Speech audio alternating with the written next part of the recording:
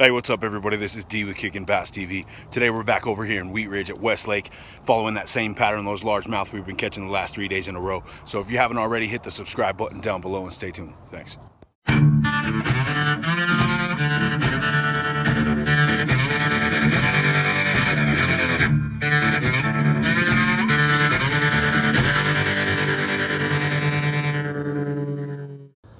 Alright guys, so today we're going to be talking about patterns, how to get onto them, and how to increase your chances of catching more fish. And we're going to be focusing specifically on smaller to medium-sized natural bodies of water with minimal features. We're going to be using West Lake as an example today because it's pretty typical of most smaller Colorado lakes at roughly 20 acres, pretty minimal features. By that I mean there aren't a lot of coves and fingers like this lake here. But there are still plenty of areas to find bass year-round, such as this northern point, which offers a lot of suspended bass by the tapered edge, this eastern rock wall, which is great for hotter temps when the bass are down deep, and this flat, shallow area, which is where the majority of the spawn will take place. But today we're going to be focusing on the area we've had the most success in year-round, and that's because it offers a little bit of everything for the bass, being the only real finger or cove of the lake, having a little pinch point to feed in, and also having the most protection from the wind. And that's going to be this far southwest area of the lake right here.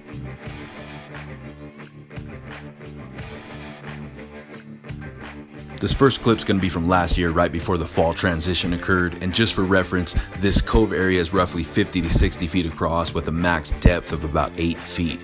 Now the drop-off point begins about 3 feet out from shore, so it provides a little bit of everything like we said before. It's got some shallow area for them to hang out, it's got that wall for them to suspend mid-depth, and then it's got enough depth for them to stay during the colder months if they want to. So this quickly became the area where we would catch the majority of our bass, as well as begin to develop a pattern for this particular body of water before the first freeze. And this next one was right around Easter time, starting to warm up. We tossed a red lipless crankbait back into the shallowest point of the cove here. There's some potential snags, some underwater timber, but it's great cover for bass. Sure enough, we got hit in less than a foot of water almost immediately. Had to horse this guy in from about 75 feet out. Now we use these nice Daiwa Procaster rods and Suffix Advanced line, so we don't have any problem just horsing these mid-sized bass in as quick as possible. And there's a reason for that, specifically when you're fishing with a lipless, because if you allow these bigger bass any room to play or potentially jump out of the water, you might risk them popping off of the lipless, because a lot of the times they don't commit to a full bite and they're just smacking at it.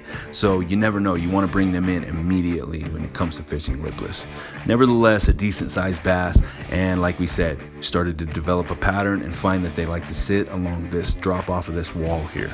In this clip, it's a little more into mid-springtime. We've had pretty consistent warm weather, and it's a nice overcast day. And the best thing about an overcast day, especially in water like this, is that you're fishing from the shore. The bass cannot see you as easily as they can on a nice, clear, sunny day. So we decided to throw along that drop-off that we said is right around 3 feet out from shore.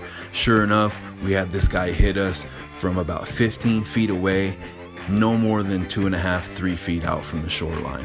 So another decent largemouth at just over 2 pounds, this time hitting the bluegill imitation lipless, and we're pulling it up shallow right along that drop-off point. So we went ahead and threw this guy back out, ended up catching 2 or 3 more that day. So like I said, definitely developing a pattern at this lake, finding out this is the preferred spot for the majority of the bass here. Right here, we're in the first couple of days of May. We've had pretty consistent weather in the 60 to 65 degree range, and the water temps are sitting in the mid 50s. So we're fishing relatively shallow, just like that last take, running it pretty close to that drop-off point, which is about 2.5 to 3 feet out from the shore. And as we stated, on these relatively cloudy days like this, you can get a lot closer to the bass in the shallows than you can on the clear, sunny days where they can see you a lot better. So it helps when you're pulling along the shallows right here. Sure enough, about 20 feet out, we got hit no less than 2 feet from the shore, but another decent sized bass on the lipless crankbait. Areas such as this with minimal cover and that nice tapered drop-off point are a great spot to work a lipless crankbait, hop a jig along, or even work a slower finesse style bait like a Senko or a smaller paddle tail style swim bait, most of which will usually produce for you, given that you're able to get onto some patterns in your local body of water and get into where the bass are.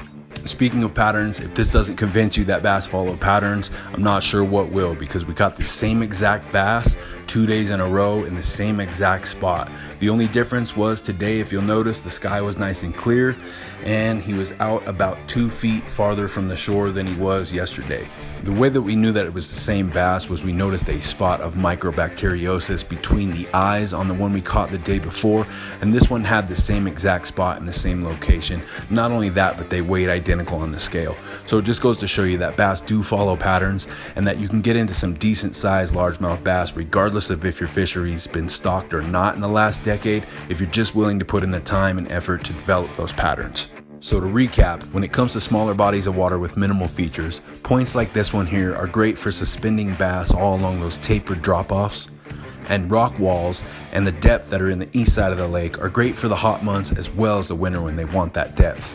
The flat shallows like this are where the majority of the spawn's going to take place and where you'll catch a lot of bass during the spring. And then coves and fingers like this one here are where you're going to get that best overall year-round action like we have. Hopefully this video has inspired you guys to get out to those local bodies of water, experiment, and try to get onto some patterns and start catching some more bass. As always, the best way to support us here is to hit that subscribe button down below, and you can hit that bell notification button to stay up to date with our newly released content. Until next time, guys, I'm D with Kickin' Bass TV. Subscribe!